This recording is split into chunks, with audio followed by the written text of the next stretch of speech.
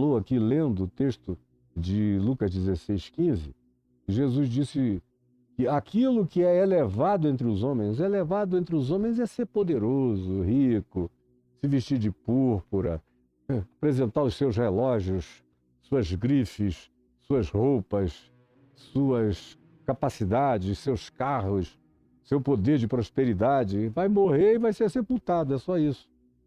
Não tem vida, vai cair no silêncio do Seol, no imediato físico. E do ponto de vista da transcendência, pode e vai, eventualmente, levar um susto horroroso. Vai sair de uma condição de glória para uma condição de desgraça. E Jesus não poupa, não economiza narrativas quando diz aquilo que é elevado entre os homens, ser como aquele rico é elevado entre os homens, mas é abominação diante de Deus, porque está em vigência a lei do reino de Deus, onde todas as coisas são invertidas. E Jesus disse, não pense que vai haver uma mudança, não vai cair nem um i, nem um tio dessa nova ordem da manifestação do evangelho da vida, da lei da vida no reino de Deus. Aconteceu morrer o mendigo e ser levado pelos anjos para o seio de Abraão. E como eu dizia, é só uma expressão ilustrativa para judeus. Ela não tem nenhuma pertinência para pagãos, gentios de outra cultura, que não sabem nem quem foi Abraão e estão um pouco se lixando, de fato, para quem foi Abraão, porque Abraão não salva ninguém. Saber da vida de Abraão, saber da vida de Abraão não faz ninguém pior nem melhor. Há pessoas lindas no planeta, milhões ou até bilhões, que atravessaram a existência espaço-temporal no planeta Terra sem saber que um cara chamado Abraão existiu em tempo algum. Mas foram recebidos pelos anjos na presença do Pai. Essa nomenclatura do Evangelho e essa designação é de natureza eminentemente cultural por causa do público e da pertinência do falar de Jesus àquele grupo imediato que o ouvia. Espero que você entenda que isso aqui não é algo que fica estratificado. Ah, quando eu morrer eu vou ver uma mesa grande, com Abraão na cabeceira. Eu não necessariamente. Abraão está por lá, com certeza. Agora, eu estou muito mais afim de encontrar com meu pai, meus filhos, meus avós, meus amigos preciosos. Os meus Abraões são todos pagãos e gentios. E com gente de consciência originalmente mais elevada do que Abraão jamais teve nos dias da sua vida. Hoje é que ele entrou em plenitude e ele já sabe tudo. E também sabendo tudo, está nivelado com todos. Para os judeus é que era importante essa designação de foi recebido o mendigo. Teve o privilégio de ser recebido no seio de Abraão, que era uma expressão que os religiosos judeus usavam para designar a glória deles depois da morte, quando o cara tinha coragem de tratar do assunto, porque a maioria das pessoas não quer falar sobre o que acontece depois da morte. Mas Jesus fala disso com naturalidade. O Lázaro foi para o seio de Abraão. Morreu também o rico, e o que é que aconteceu? Foi sepultado. É até onde ele vai, é a festa que fizeram em volta da tumba. E as brigas que começaram para a divisão dos recursos. Ele tinha deixado o ódio entre filhos, briga entre irmãos e parentes, todo mundo querendo um tasco do pedaço do que ele amealhou, aquela confusão infernosa que normalmente acompanha a morte dos muito ricos, enquanto do lado do Lázaro só havia o céu. Pela terra ele não tivera nada. Mas o sepultamento do rico foi horroroso, de guerras, de busca de divisão de poderes. Só que, de repente, o cenário muda desta dimensão, aonde ter dinheiro é elevado entre os homens, aonde ter todas essas facilidades é glória entre os homens, mas é abominação diante de Deus. E aí o verso 23 coloca o rico no lugar dessa abominação. No inferno, estando em tormentos, porque o tormento do inferno é não estar em Deus, a ausência de Deus.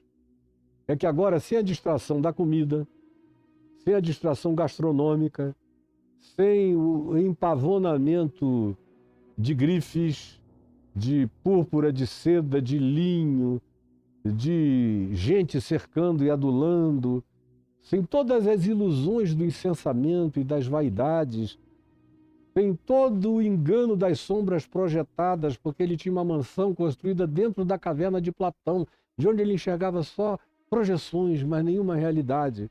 Agora, uma vez que a morte chega e o separa da ilusão espaço-temporal, e o separa do prazer gastronômico, quebra e arrebenta a idiotice das vaidades múltiplas que nós valorizamos, deixa o cara completamente nu diante da única coisa que espiritualmente ele tinha, a saber, absolutamente vácuo, nada, coisa alguma, especialmente não porque ele tinha tido dinheiro, mas porque ele era um ser vazio de amor, vazio de interesse, vazio de projeto nobre, vazio de bondade, de graça, de desejo de compartilhamento, de favorecimento, de realização do bem em favor dos outros. Ele tinha muito dinheiro, mas na mesma proporção das riquezas que ele possuía, ele era um ente absolutamente oco, esvaziado de qualquer coisa que para Deus tenha valor. E sem amor, nada aproveita. Paulo diz que você pode até dar os seus bens, todos, em favor dos pobres, mas sem amor, de nada aproveita para você, os pobres agradecem, mas você não aproveita em nada. Agora imagina o cara aqui, que não tem nada, não tem nem olhar para o pobre, não tem percepção.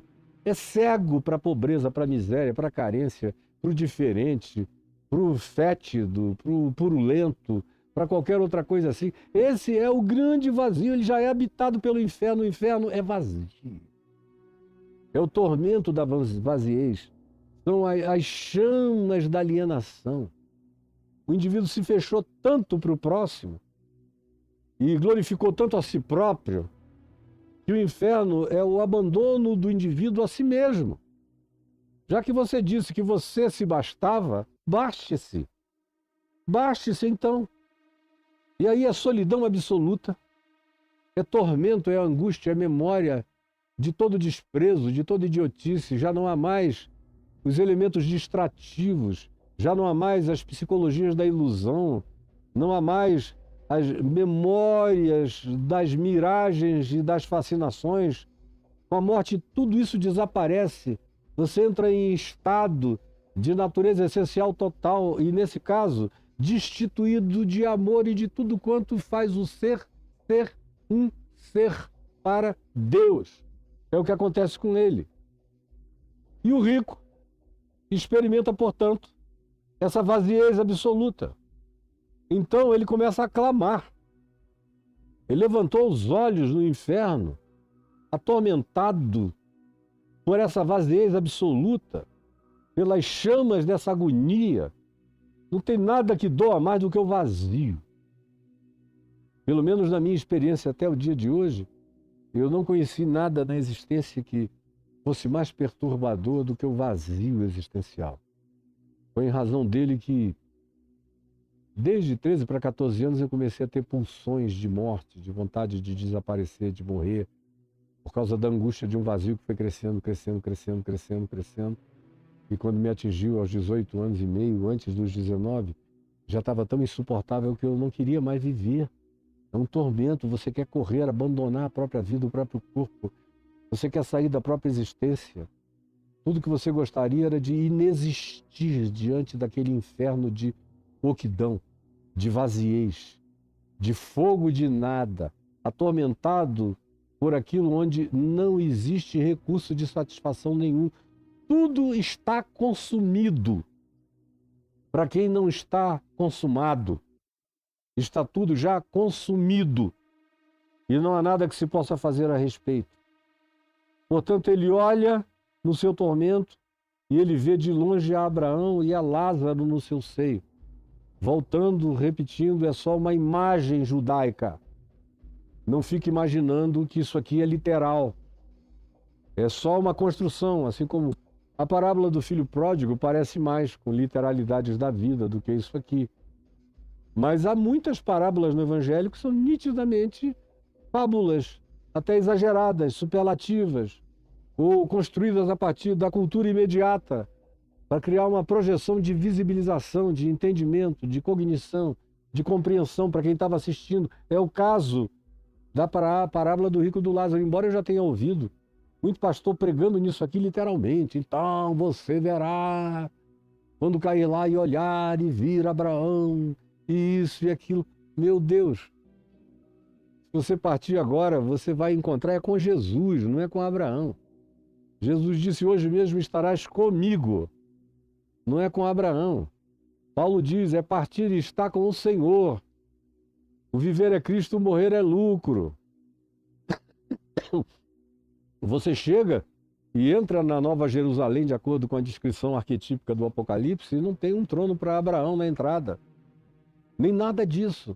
Você tem que aprender a separar o que é elemento cultural da narrativa, mesmo do Evangelho, quanto mais do todo da Bíblia, do que é a realidade espiritual que transcende a toda linguagem. Como Paulo, em 2 Coríntios 12, diz que foi levado a essas dimensões, a esses páramos sublimes, e voltou de lá dizendo, não é lícito aos homens referir. E meu pai, que teve a mesma experiência, voltou de lá, ficou chorando 3 meses sem conseguir dizer uma palavra, e eu instando com ele, e ele dizia, eu não consigo contar, meu filho. Até o dia em que ele contou, e a única coisa que ele disse foi isso. Nosso amado irmão Paulo estava enganado. Eu falei o que em relação à experiência de Romanos, 2 Coríntios 12, ter ido ao terceiro céu e ouvido palavras inefáveis às quais não é lícito aos homens referir? Ele disse, é. Eu falei, qual foi o engano dele, pai? Ah, foi dizer que não é lícito aos homens referir. É lícito, meu filho. Só é irreferível. Não há códigos, não há linguagens, não há exemplos que caibam na indescritibilidade dessa glória que está para além de toda compreensão, de toda experiência, de toda formulação e de toda imaginação. Está para além. Tentar você pode, mas só se for para jogar a lama na glória. Por isso é que você não deve tentar referir, porque é irreferível estar para além das nossas próprias referências de compreensão. Então, quando ele olhou e viu Lázaro nessa glória, instalado no indizível, no irreferível, o rico clamando disse, pai Abraão, e ele ainda quis ter Abraão como mediador da salvação. Pai Abraão, tem misericórdia de mim, como se dependesse de Abraão. A religião é muito engraçada. Mas Jesus coloca esse elemento que está presente no pensamento judaico, essa glória, esse culto ao DNA de Abraão, ao gene de Abraão, à história de Abraão. E Abraão nem foi lá essas coisas, comparado com uma quantidade enorme de pessoas que viveram com Deus de maneira tão profunda, tão lúcida, tão consciente, tão extravagantemente fiel, que fazem com que Abraão seja simplesmente apenas um dos primeiros indivíduos que teve consciência de que o serviço a Deus era pela fé. E a gente é justificado pela fé. E nisso está a sua grande revelação. Mas nada para além disso. Eu, pelo menos, não carrego nenhuma admiração especial pela figura humana. É legal, está acima de todas as médias humanas, mas não é alguém que enche a minha mente em momento algum. Eu, quando penso na eternidade, não penso em Abraão. Muito menos em Isaac, ou Jacó, ou Davi. Não. É tudo, meu irmão, é tudo muito pequeno. As minhas coisas são infinitamente mais indizíveis, indescritíveis e sublimes. Tem a ver com Cristo Jesus. Mas está aqui o rico. E Jesus não poupa a ideia de que na cabeça daqueles fariseus, dos seus escribas e da população religiosa em geral, Abraão tinha esse lugar intercessório. Abraão, tem misericórdia de mim. E aí, não apenas ele quer a salvação de Abraão, a graça de Abraão para com ele, como se Abraão tivesse essa prerrogativa, mas mais do que isso, ele continua com mentalidade de rico no inferno. Isso é que é chocante. Nem no inferno o cara perde a ideologia do rico, do poder, da ordem, do comando, do privilégio, do acesso facilitado. Olha o que ele diz aqui como um bom rico. Pai Abraão, tem misericórdia de mim e manda a Lázaro. Lázaro, mesmo depois de morto, ele não foi enxergado pelo rico enquanto vivia, podre, na porta da casa dele. Mas agora que ele vê que o cara está na glória, Ainda assim, ele diz, bom, já que ele chegou numa dimensão que eu não cheguei e eu vim, foi para o inferno, mas eu sou rico. E eu tenho irmãos ricos. E eu estou cercado de gente da minha família rica. Então, eu peço que tu mandes, a palavra é mandes, deis uma ordem para o próprio do Lázaro, que passou a vida entre pus, ferida, chaga, cães lambendo, fome, querendo comer migalhas da mesa e do lixo da mansão do rico e ninguém lhe dava nada. Agora, na glória, ainda assim vocês vejam o poder que o espírito enganador da riqueza tem. Quando o espírito de Mamon entra na gente, quando o espírito do poder da riqueza entra na gente, o cara acha que pode mandar ordens até para anjos. Acha que pode mandar ordens para Abraão nos céus. Acha que pode subornar realidades espirituais. Acha que a vida continua a seu serviço mesmo depois da morte. Manda Lázaro. Primeira tarefa para Lázaro: que molhe em água a ponta do dedo e me refresque a língua. É muito abuso do rico que não perde a mentalidade do rico nem no inferno, cara. Supostamente o inferno tinha que ter um papel terapêutico na vida das pessoas. O inferno tem um toque de graça. Você está escandalizado, mas deixa eu repetir. O inferno tem um toque de graça. O cara se enxergar. Para ver se ele bate, como num antigo desenho animado, bate no fundo do inferno e sai escalando de volta. Socorro, socorro, socorro, me tira daqui. Mas não. Ele cai lá e a mentalidade de rico é tão forte que a primeira coisa que ele faz é pedir a Abraão, que para quem ele deu tantos dízimos, sustentou a fé de Abraão, no templo de Abraão, nas mensagens sobre Abraão, na glória de Abraão, na genética de Abraão, no DNA de Abraão. Tinha vivido para Abraão e para a glória desse supremacismo, como fazem até o dia de hoje, esse tipo de religioso, com esse espírito aqui do rico, e não para de dar ordens para o mendigo nem depois de morto, mostrando que o inferno não foi terapêutico para ele. Não produziu arrependimento nenhum, nem no inferno. Tem gente que não se arrepende nem no inferno. O inferno deveria ser um lugar quando você está livre de todos os elementos que conturbam o entendimento, afastadas essas camadas dimensionais de ilusão e de miragem que podem fazer você andar igual um idiota rico nessa vida, mas mesmo com isso tudo retirado, tinha algo tão intrinsecamente plantado nele que não saiu. E aí ele quer a salvação de Abraão, e a segunda coisa que ele pede é que haja uma ordem de Abraão para que o Lázaro molhe um pouco de água da mesa do banquete e vá colocar na língua dele, porque ele está em tormentos. Manda a Lázaro, é uma ordem, que molhe em água a ponta do dedo e me refresque a língua. Esse cara tem que servir para alguma coisa.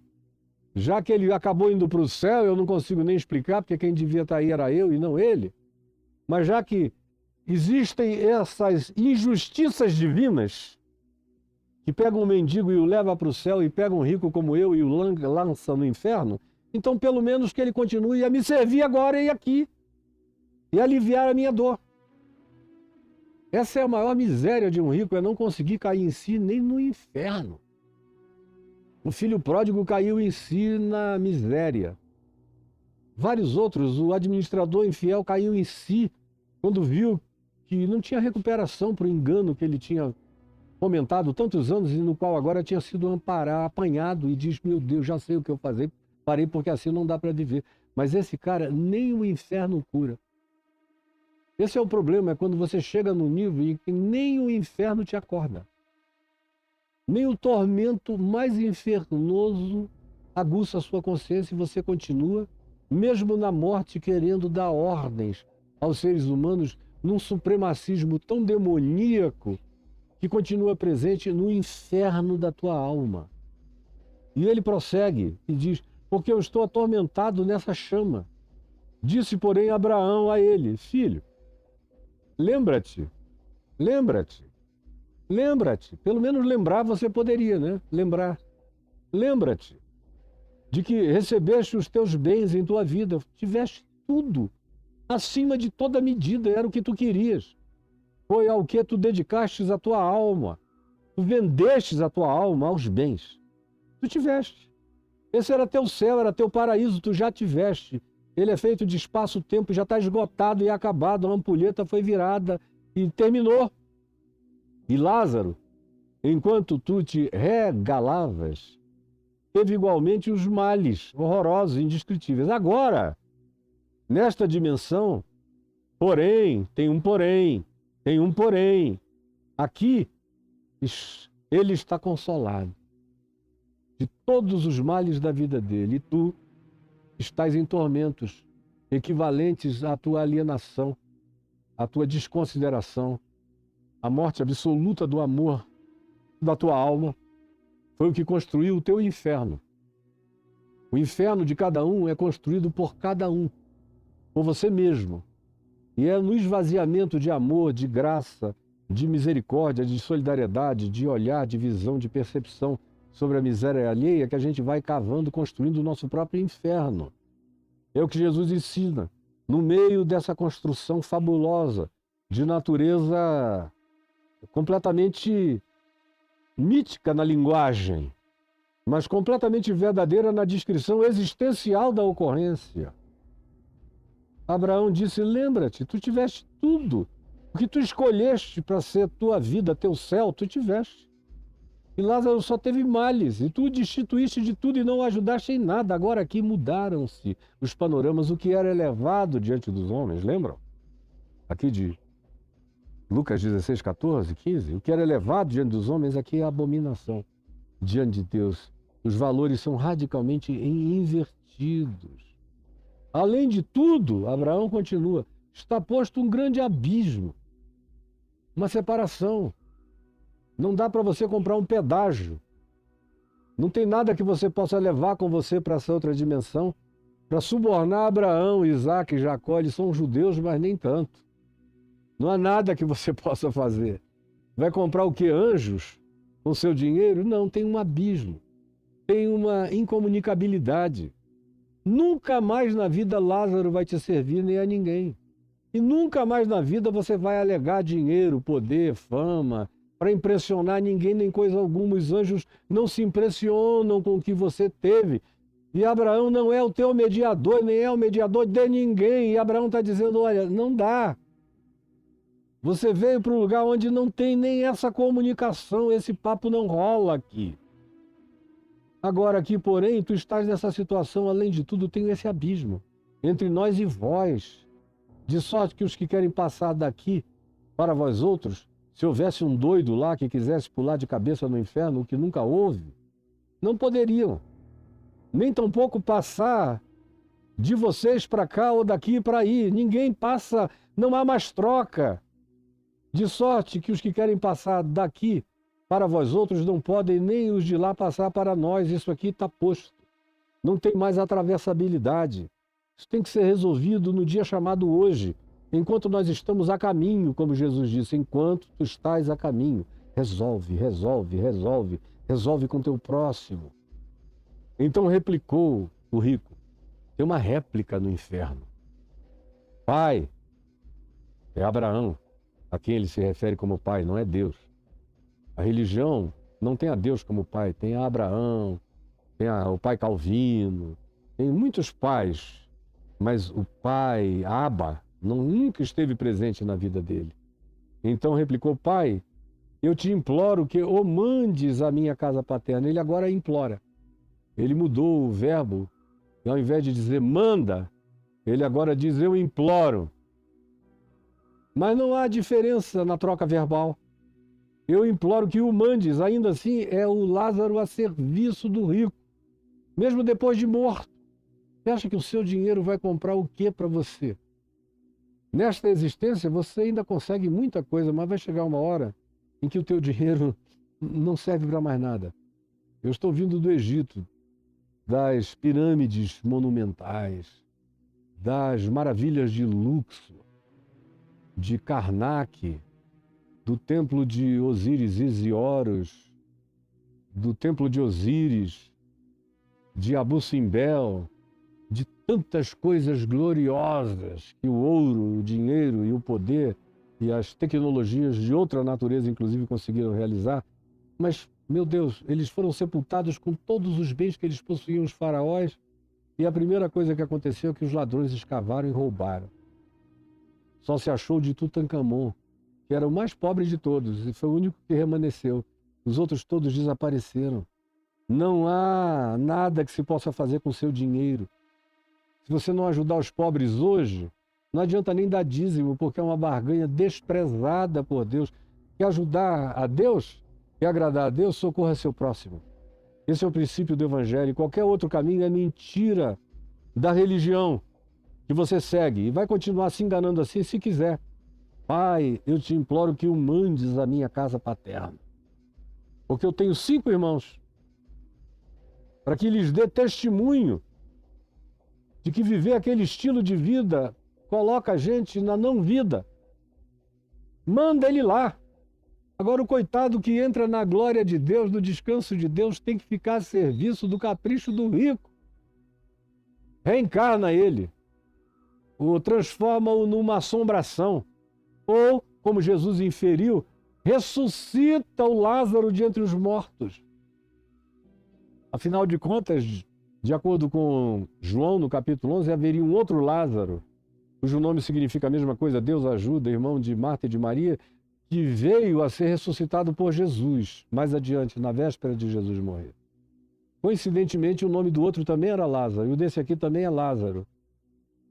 E aquele lá de João 11 ressuscitou, e esse aqui de Lucas 16, a inferência, a depreensão em relação ao que Jesus falou é que não se tratava de reencarnação, nem de uma manifestação mediúnica, mas sim de ressurreição, que era a única categoria com a qual Jesus trabalhava e tratava. Aí ele diz, manda que ele vá dar testemunho. Aí Jesus não pensa em reencarnação, nem fala mediúnica, nem nada dessa natureza ou de qualquer natureza. A resposta de Abraão, que Jesus coloca na boca do patriarca, é essa: eles têm Moisés e os profetas. Eles não são filhos de Moisés e dos profetas? Você não dava o dízimo e comprava pedágio para continuar alienado, sem enxergar ninguém, nem o pobre, o necessitado, o miserável? E se alguém fosse conversar com você, você dizia que era dizimista? E os principais sacerdotes davam bom testemunho a seu respeito de que você colocava o seu dinheiro no gasofilácio, sem falibilidade, sem inerrância, você não fazia mais nada por ninguém, mas no gasofilácio você comprava a sua entrada. Pois bem, eles têm os teus irmãos, como você também teve. Moisés e os profetas, e até por Moisés, e sobretudo pelos profetas. Se vocês tivessem levado a sério pelo menos Moisés, vocês teriam aprendido a importância de tratar bem o pobre, o estrangeiro, o miserável, o que não tem o que comer e o que beber, porque até na lei de Moisés esses preceitos estão contemplados. Mas nem isso você fez. Nos profetas nem falar. Você lê Isaías, Jeremias, Ezequiel, Amós, Obadias, Jonas, Miqueias. Você lê todos esses, Naum. Você lê Zacarias, você lê Malaquias. Você lê todo esse pessoal que falou da parte de Deus. O que mais aparece neles é a palavra de Deus dizendo: sejam misericordiosos, sejam compassivos, convertam-se ao bem, socorram o órfão, a viúva, o pobre e o necessitado. Não desprezem o estrangeiro, não invisibilizem ninguém. Leia de Isaías para frente, você vai encontrar denúncias e mais denúncias desses profetas contra Israel, contra a religião, contra os sacerdotes, contra os reis de Israel, contra os templos, contra os Netanyahus daquela ocasião, e que foram os mesmos que mataram a todos eles porque não suportaram ouvir-lhes a voz profética, falando de amor, compaixão e misericórdia em nome do Senhor. Então, olha, não foi por falta de testemunho que você veio para cá. Nem tampouco será por falta de advertência, nem no que Moisés disse, muito menos no que os profetas disseram, que os seus irmãos virão para cá caso queiram evitar. Porque o Evangelho, o proto-Evangelho, a graça anunciada já está presente, atravessando todo o testemunho do Velho Testamento e de Moisés e dos profetas, só ganhou cara, graça, verdade, expressão, concreção, carne, sangue, altura e cor em Cristo. Mas o testemunho estava dado. Então que eles ouçam. Preste atenção no que você não quis ouvir. Porque a sua confiança no dinheiro era tão grande que você achou que tinha adquirido salvação e olha no que deu. Mas ele insistiu, como todo rico, é insistente. Não, pai Abraão. Ele argumenta. Se alguém dentre os mortos for ter com eles, seja numa aparição mal assombrada, seja numa reencarnação, seja num susto mediúnico, se alguém for e falar de maneira sobrenatural, eles vão ouvir e arrepender-se-ão e se enxergarão e mudarão de vida. Mas a Abraão, em cuja boca Jesus é quem põe as palavras que ele fala, porém Abraão lhe respondeu, se não ouvem a Moisés e aos profetas, e Moisés era toma lá da cá, se você fizer, tudo bem, se você não fizer, o pau vai cantar. Se nas condições mais toscas e explícitas eles não quiserem ouvir como você não quis ouvir, e se na candura apaixonada dos profetas, gritando e chorando e implorando que o povo os ouvisse, não quiserem ouvir, eles já definiram quem eles são, de que natureza eles são, jamais se deixarão persuadir, ainda que. E aí é uma alusão de Jesus. Por exemplo, a sua ressurreição, em primeiro lugar, a ressurreição dele, que ressuscitou dos mortos, e o que aconteceu? Os judeus se converteram, os fariseus, os sacerdotes, as autoridades do templo se converteram, estão convertidos, creem em Jesus? Não então, não durante a história e não hoje. De modo que Jesus disse, nem a ressurreição dos mortos vai fazer essas pessoas mudarem de opinião, porque o coração deles já está pré-definido e pré-inclinado. Não se deixarão persuadir, mesmo que alguém ressuscitado de entre os mortos apareça e pregue a eles. Mesmo que saia da tumba anunciando a boa nova da graça do arrependimento, o coração deles não vai mudar, porque existe um culto instalado, enraizado a Mamon, que eles, na ilusão do espaço-tempo, não conseguem nem conceber o que você está dizendo. E aí eu concluo falando de mim mesmo aqui. Meu Deus, nada podia ser mais óbvio sobre Jesus do que eu pregando o Evangelho. Porque eu não cito ninguém, eu não vou procurar o que reformadores disseram, nem os pais da igreja, nem os pensadores. Você nunca me viu citar Agostinho, nem Tomás de Aquino. Você não me viu dizer, mas Eusébio dizia assim, contrariamente a Irineu que dizia assim, ou a fulano ou a Beltrano. Não, eu não quero. Eu sei o que eles disseram, mas isso só atrapalha. Só cria confusão teológico-doutrinária. Eu fico exclusivamente no que o Evangelho diz, no que Jesus falou, no contexto antecedente, no contexto imediato e na lógica irretorquível das conclusões. Mas mesmo assim, quem é que quer me ouvir? Quem é que quer dar crédito a esta pregação? Quem é que olha e não diz, aí está um desgraçado, coitado, não tem nada, é como uma raiz de uma terra seca, sem aparência, sem formosura, não nos interessa. É ou não é assim? Se fosse diferente, meu Deus, como no passado já houve em gerações melhores do que a atual, milhões que diziam era isso que eu precisava ouvir, se convertiam. Hoje as coisas estão mais empedradas do que jamais eu próprio conseguiria imaginar que aconteceria no coração das pessoas, conforme o coração da maioria se tornou. Abraão, porém, lhe respondeu, se não ouvem a Moisés e aos profetas, que eles dizem que creem nisso, mas nem isso eles ouvem, tampouco eles vão se deixar persuadir pela manifestação da ressurreição. E no caso da ressurreição de Lázaro, foi justamente a ressurreição de Lázaro e o testemunho da vida eterna na ressurreição de Lázaro o que apressou a execução, a crucificação de Jesus, quando as autoridades do templo disseram agora já não dá mais para negar. Ele ressuscitou um cara que estava podre há 4 dias e ninguém pode negar. Se nós o deixarmos vivo, o mundo inteiro virá e crerá nele. E depois virão os romanos e tomarão o nosso lugar. E vai haver uma alternância de poder que nós não podemos admitir. Então, a decisão já está tomada, nós vamos matá-lo. E foi o que fizeram. E se fosse hoje, fariam de novo. E fariam outra vez. Porque nem o testemunho da ressurreição consegue demover essas pessoas do estado em que elas se encontram, quando esse estado se transforma num modo de ser, numa natureza profunda. Nem o inferno cura gente assim. Jesus, eu quero te pedir que essas palavras singelas que eu falei aqui agora tenham entrado no coração e na mente de alguém, de alguns ou de muitos pela tua misericórdia. E que não haja argumento, nem resposta, nem luta contra a verdade. E pela tua bondade, esses corações não discutam com Deus e com anjos e com o Evangelho de Jesus. Por favor, realize esse milagre humanamente impossível nos dias de empedernimento nos quais nós estamos vivendo. Mas é o que insistentemente eu te imploro, em nome de Jesus. Amém, amém e amém.